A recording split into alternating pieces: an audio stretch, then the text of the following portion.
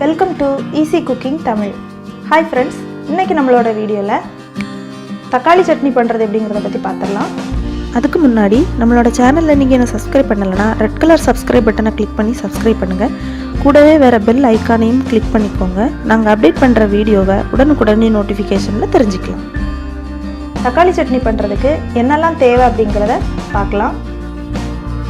2 பல்லாரி, ஒரு தக்காளி, கொஞ்சம் தேங்காய் எண்ணெய், தேவையான அளவு வத்தல் பொடி, ஒரு பல் பூண்டு, சிறிது இஞ்சி, கொஞ்சம் கருவேப்பிலை, கொஞ்சம் கடுகு, தேவையான அளவு உப்பு. ஃபஸ்ட்டு ஒரு பேனில் 2 டேபிள் ஸ்பூன் ஆயில் ஊற்றிக்கோங்க.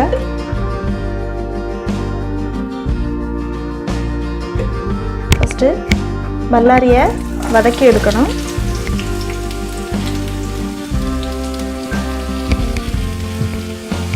நல்லா குழையிற அளவுக்கு வதக்கணும்.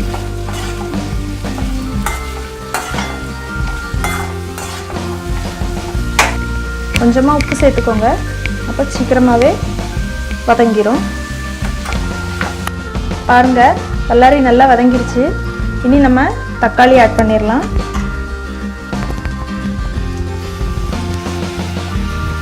தக்காளியும் நல்லா வதங்கணும்.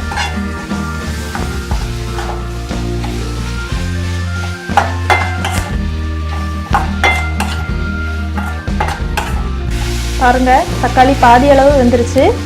இப்போ நம்ம ஒரு பல் பூண்டையும் கொஞ்சம் இஞ்சி கட் பண்ணி வச்சுருந்தோம்ல அதையும் ஆட் பண்ணிக்கலாம்.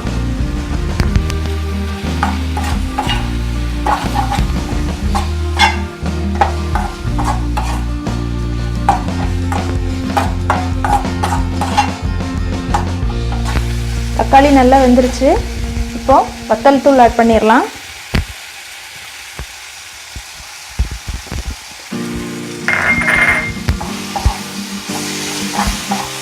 கொஞ்சம் அந்த பச்சை வாசம் போகிறது வரைக்கும் கிளறி விட்டுக்கோங்க.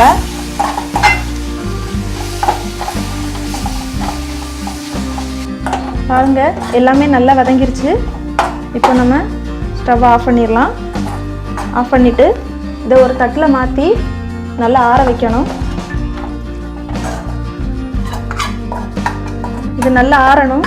ஏன்னா நம்ம இதை இனி மிக்சியில் போட்டு இதை நல்லா அரைச்சிட்டு தான் நம்ம சட்னி பண்ணணும். அதனால் இது நல்லா ஆறட்டும்.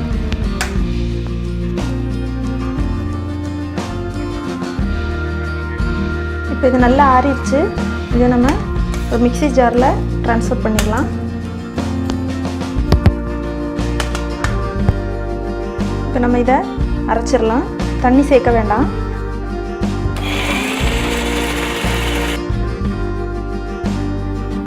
பாருங்கள், நல்லா அரைஞ்சிருச்சு.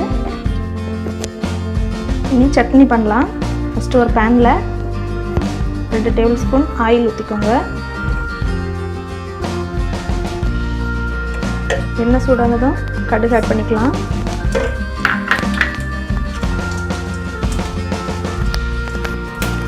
கொஞ்சம் கருவேப்பிலை ஆட் பண்ணிக்கலாம். இது நாம் அரைச்சி வச்சுருக்கிற இதை உள்ளே சேர்த்துடலாம். கொஞ்சம் தண்ணி சேர்க்கணும். நான் மிக்சி ஜார்லேயே லைட்டாக அலசி அந்த தண்ணியை சேர்த்துக்கிறேன்.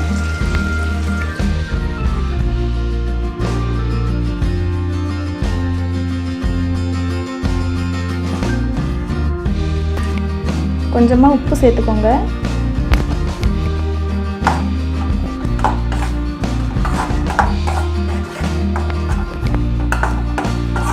நல்லா கொதிக்கணும்.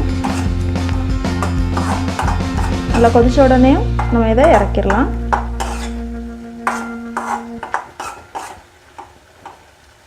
பாருங்க, நல்லா கொதிக்குது.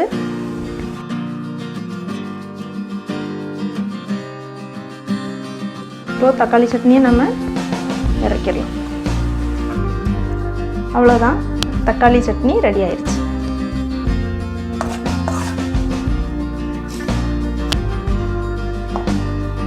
சுவையான தக்காளி சட்னி ரெடி.